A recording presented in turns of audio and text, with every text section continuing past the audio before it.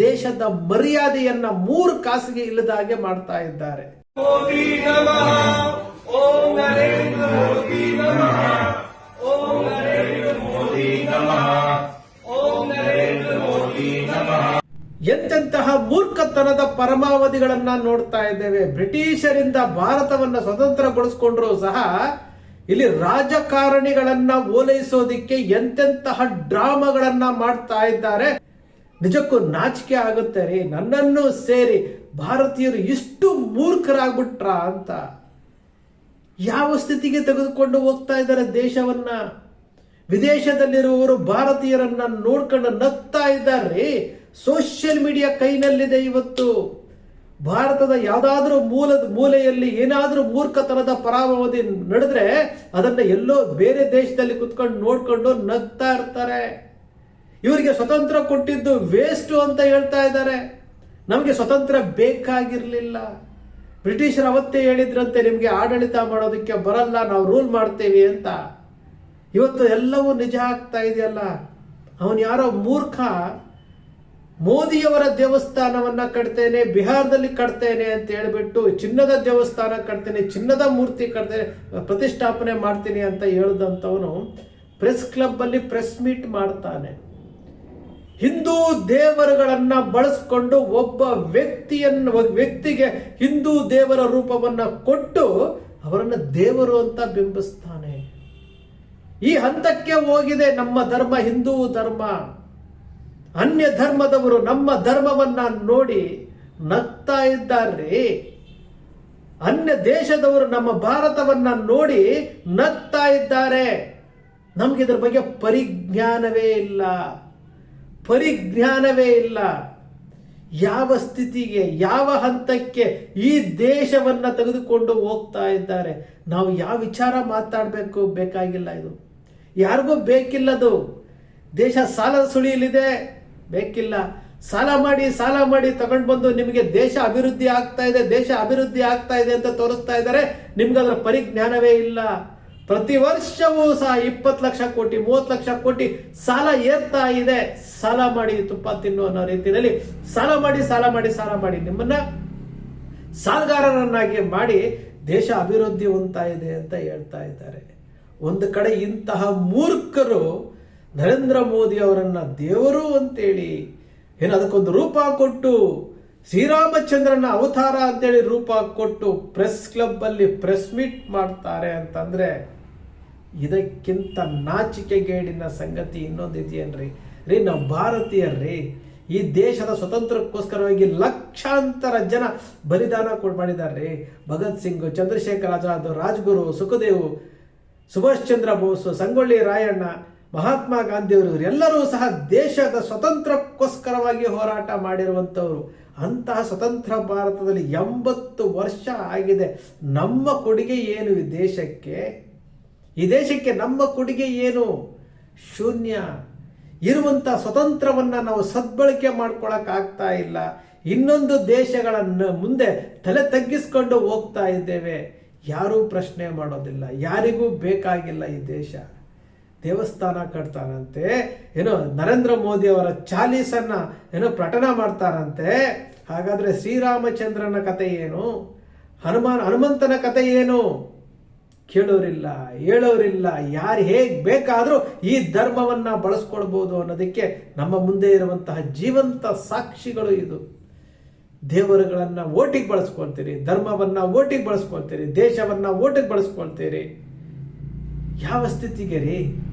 ಈ ದೇಶದ ಒಬ್ಬ ಪ್ರಧಾನ ಮಂತ್ರಿಗೆ ನಾನು ಏನು ಮಾಡ್ತಾ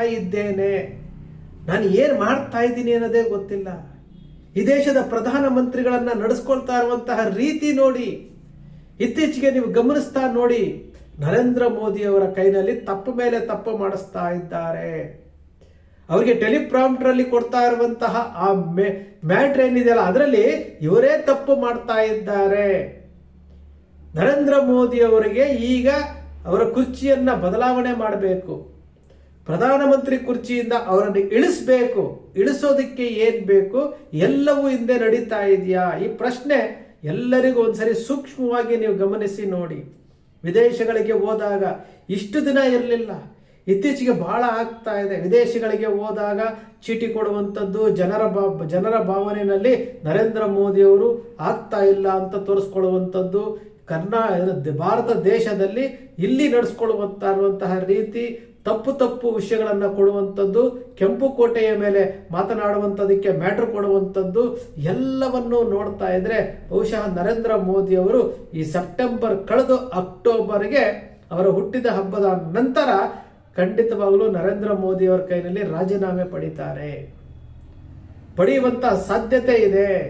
ಈ ನಡವಳಿಕೆಗಳು ಬೆಳವಣಿಗೆಗಳನ್ನು ನೋಡ್ತಾ ಇದ್ದರೆ ಇದು ಎಲ್ಲವೂ ಆಗುವಂತಹ ಕೆಲಸವೇ. ಯಾಕೆಂತಂದ್ರೆ ನಾವು ನೋಡಿದ್ದೀವಿ, ಭಾರತೀಯ ಜನತಾ ಪಕ್ಷದಲ್ಲಿ ಸಂಘ ಪರಿವಾರದಲ್ಲಿ ಇವರು ನಮಗೆ ಬೇಡ ಅಂತ ಅನ್ನಿಸಿದರೆ ಅವರ ಬಗ್ಗೆ ತಲೆನೇ ಕೆಡಿಸ್ಕೊಳಕ್ ಹೋಗೋದಿಲ್ಲ.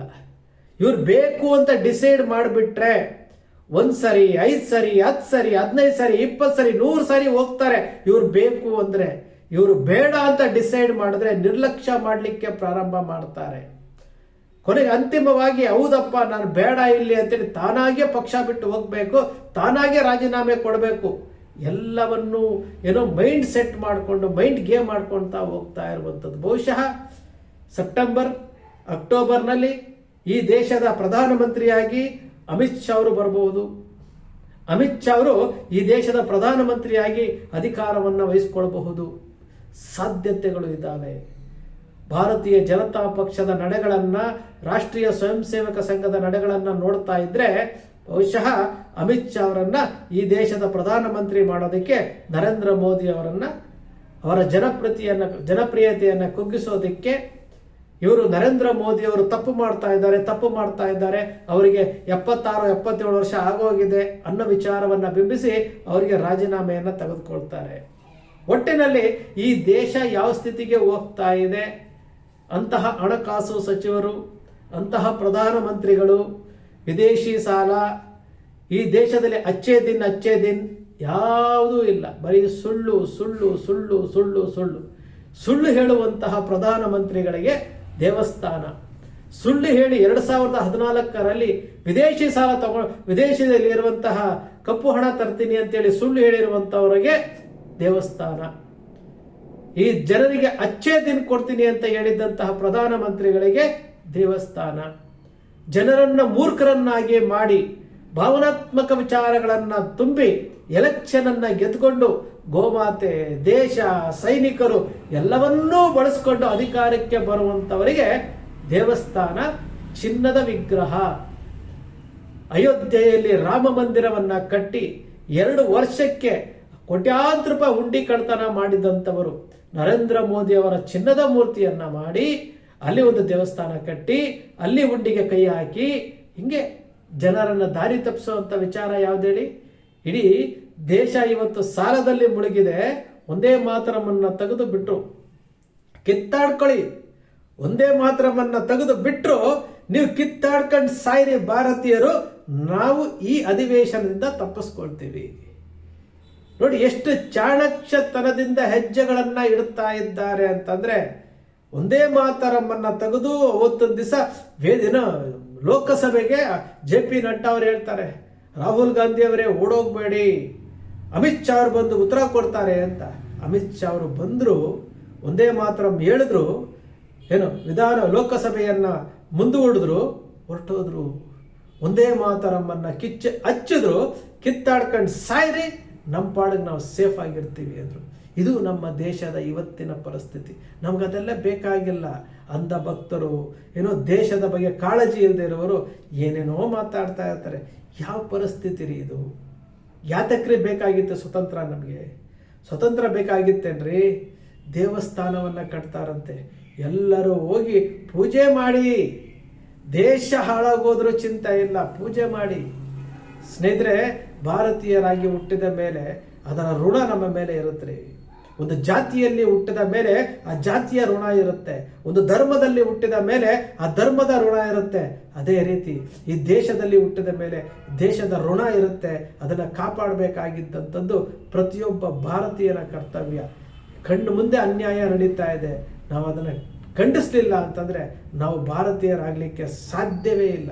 ಸ್ನೇಹಿತರೆ, ನಿಮ್ಮ ಅಕ್ಷರ ಮೀಡಿಯಾ ಸೃಷ್ಟಿ ಮಾಡೋದಿಲ್ಲ, ಕಲ್ಪನೆ ಮಾಡೋದಿಲ್ಲ, ವಾಸ್ತವದ ವಿಚಾರವನ್ನು ವಿಶ್ಲೇಷಣೆ ಮಾಡುತ್ತೆ. ನಿಮ್ಮ ಅಕ್ಷರ ಮೀಡಿಯಾದ ವಿಶ್ಲೇಷಣೆ ನಿಮ್ಗೆ ಇಷ್ಟ ಆಯಿತು ಅಂದರೆ ಸಬ್ಸ್ಕ್ರೈಬ್ ಆಗಲಿಲ್ಲ ಅಂದರೆ ಸಬ್ಸ್ಕ್ರೈಬ್ ಮಾಡ್ಕೊಳ್ಳಿ, ಪಕ್ಕದಲ್ಲಿ ಕಾಣುವಂಥ ಬೆಲ್ ಐಕಾನ್ ಪ್ರೆಸ್ ಮಾಡಿ, ಶೇರ್ ಮಾಡಿ, ಪ್ರೋತ್ಸಾಹ ನೀಡಿ.